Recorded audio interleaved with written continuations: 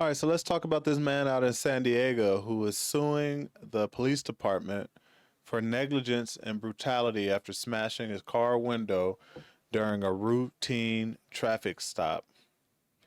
Um, it says it's kind of wild. Like this guy just got some bad luck, but it says that he uh he already served almost 10 years for conspiracy to commit murder. He served 10 years in prison, um, where he was wrongly convicted.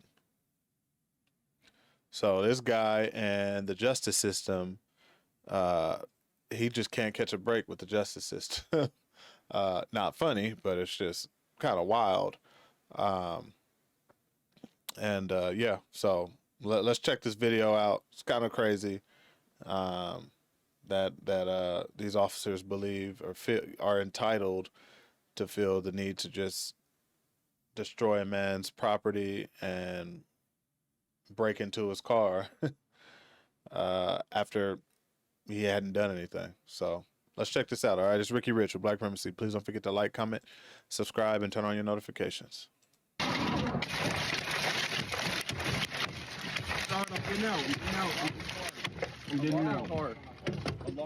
New tonight, you just saw the moment a San Diego police officer smashed through the window of a car belonging to a black man. And now a lawsuit has just been filed against the San Diego Police Department claiming negligence and brutality. Good evening and thanks so much for joining us. I'm Marcella Lee.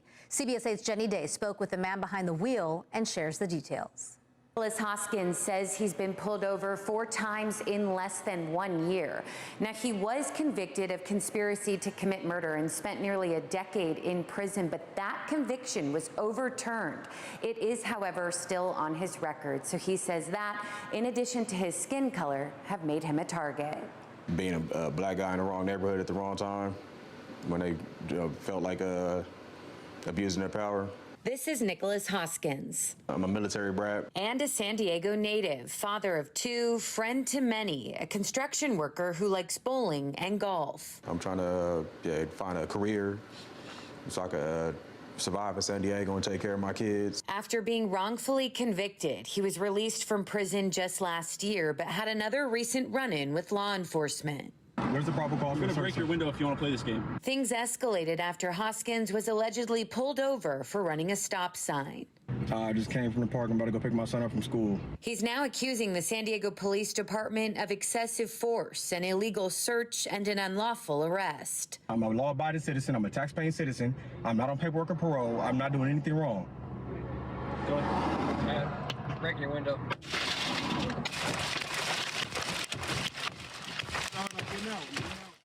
I feel racially profiled, demeaned, like they're bigger than me.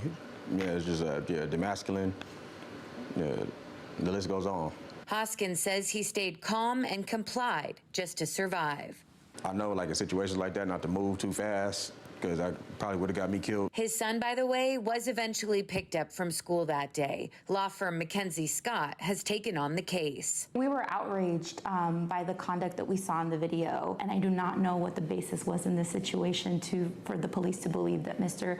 Hoskins was armed and dangerous, other than he was black. They are accusing SDPD of racial profiling and say the goal of the lawsuit is accountability. The black community especially is being stopped at a higher rate. They're being searched at a higher rate. And the San Diego Police Department did respond to me quickly, but only said they do not comment on pending litigation. It's one we'll continue to follow. For CBS 8, I'm Jenny Day. I'm a law-abiding citizen. I'm a tax-paying citizen. I'm not on paperwork or parole. Oops, my bad. Didn't mean to keep playing that. But yeah, I mean, it's fun. It's weird. Like sometimes I see these videos on social media and I'm like, my first thought, and it still is my thought. I could just understand it, especially in this guy's situation, how people can think differently. But, just, arguing with the police. is never going to end up, is never going to work out well. Well, I don't want to say never. Sometimes they do work out. The civilian wins and they're able to continue on with their day. But in my opinion, I've said it several times on this channel before, especially if you haven't done anything wrong. We should at least strongly consider just complying. Hey, whatever y'all want to do, y'all, if y'all feel like y'all need to do it, and then you can fight them in court, man. If it's an unlawful search and seizure, let's get a bag out of it. You know what I mean? Let's get a lawyer and get a bag out of it. Like he said, you know, he's lucky he thought not to move too quickly, because he probably would end up, you know, unalived. You know, so, but you know, on the flip side, like I said, I can understand how some people can, you know,